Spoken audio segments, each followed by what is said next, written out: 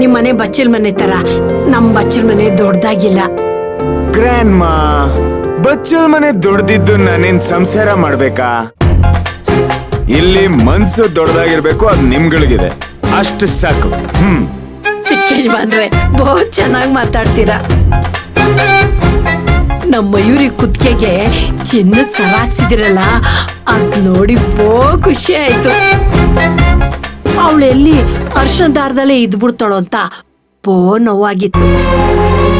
ಆದ್ರೆ ಚಿನ್ನದ ತಾಳಿ ಸರ ಹಾಕ್ಸಿದಿರಲ್ಲ, ಒಳ್ಳೆ ಕೆಲಸ ಮಾಡಿದ್ರಿ. ಗ್ರ್ಯಾಂಡ್ ಮಾ, ಇದಕ್ಕೆ ಹೋಮ್ ಮಿನಿಸ್ಟರ್ ನಾವಲ್ಲ, ನಮ್ ಡ್ಯಾಡ್. ನನ್ಗೆ ಗೊತ್ತಿಲ್ಲದೆ ದೇವಸ್ಥಾನಕ್ಕೆ ಕರ್ಸಿ ಎಲ್ಲ ಸೆಟಪ್ ಮಾಡಿ ಮುಗಿಸ್ಬಿಟ್ರು. ದೊಡ್ಡ ಯಜಮಾನ್ರು ಇಂಥ ವಿಷಯ ಎಲ್ಲ ತುಂಬಾ ನಂಬ್ತಾರೆ. ಊರಲ್ಲಿದ್ದಾಗ್ಲೂ ದೇವಸ್ಥಾನಕ್ಕೆ ಹೋಗಿ ಬರ್ತಾ ಇದ್ರು. ಹಬ್ಬ ಹರಿದಿನ ಅಂದ್ರೆ ಎಲ್ರಿಗಿಂತ ಮುಂದೆ ಇರ್ತಾರೆ. ಹೌದೌದು, ಇಂಥದ್ರಲ್ಲೆಲ್ಲ ಮುಂದೆನೆ ಇರ್ತಾರೆ ಬಿಡಿ ನಮ್ ಡ್ಯಾಡು. ಆಯ್ತಪ್ಪ, ಈಗ ತಿಂಡಿ ಹಾಕೊಂಬರ್ಲಾ? ನಿಮ್ಮೆಲ್ರದು ತಿಂಡಿ ಆಯ್ತಾ? ನಮ್ಮೆಲ್ರದು ಆಯ್ತು, ಆದ್ರೆ ಮಯೂರಿ ಇನ್ನೂ ತಿಂಡಿ ತಿಂದಿಲ್ಲ. ಅವಳು ದೇವಸ್ಥಾನಕ್ಕೆ ಹೋಗಿ ಬಂದು ಪೂಜೆ ಮುಗಿಸ್ಕೊಂಡು ತಿಂತೀನಿ ಅಂದ್ಲು. ಹಾಗಂದ್ರ ಹಾಗಾದ್ರೆ ನಾನು ದೇವಸ್ಥಾನಕ್ಕೆ ಹೋಗಿ ಪೂಜೆ ಮುಗಿಸ್ಕೊಂಡೆ ಬಂದು ತಿಂತೀನಿ.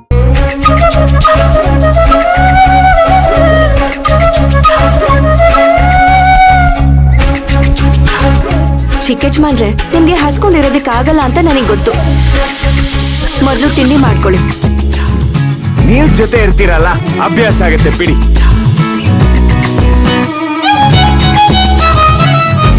ಅಂದ್ರೆ ನಾನ್ ನಿಮ್ ಜೊತೆ ಇದ್ರೆ ಊಟಕ್ಕೆ ಇಟ್ಕೋತೀನಿ ಅಂತನಾ?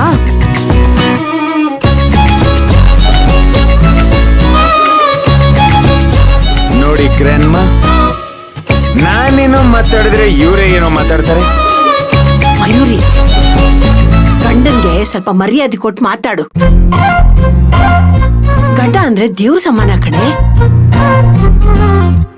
ಅಯ್ಯೋ ಗ್ರ್ಯಾಂಡ್ ಮಾ, ನೀವೆಲ್ಲ ಗಂಡನ್ನೇ ದೇವ್ರ ಅನ್ಕೊಂಡಿದೀರಾ, ನಾನ್ ನನ್ನ ಹೆಂಡತಿನೇ ದೇವತೆ ಅನ್ಕೊಂಡಿದೀನಿ. ಬೆಳಗ್ಗೆ ಇವತ್ ಕಣ್ ಬಿಡ್ತಿದ್ದಾಗೆ ದೇವತೆ ತರ ಇವರೇ ಕಣ್ ಮುಂದೆ ಕಾಣಿಸಿದ್ದು. ದೇವತೆನೇ ಅಲ್ವಾ? ಆದ್ರೂ ದೇವತೆ ತರ ಬನ್ರಿ, ದೇವಸ್ಥಾನ ಪೂಜೆ ಮಾಡೋದಕ್ಕೆ ಟೈಮ್ ಆಗತ್ತೆ. ನಡೀರಿ ಹೋಗೋಣ, ಸುಮ್ನೆ ಮಾತಾಡ್ಕೊಂಡು ನಿಂತಿರ್ತೀರಲ್ಲ. ಗ್ರ್ಯಾಂಡ್ ಮಾ, ಬಾಯ್.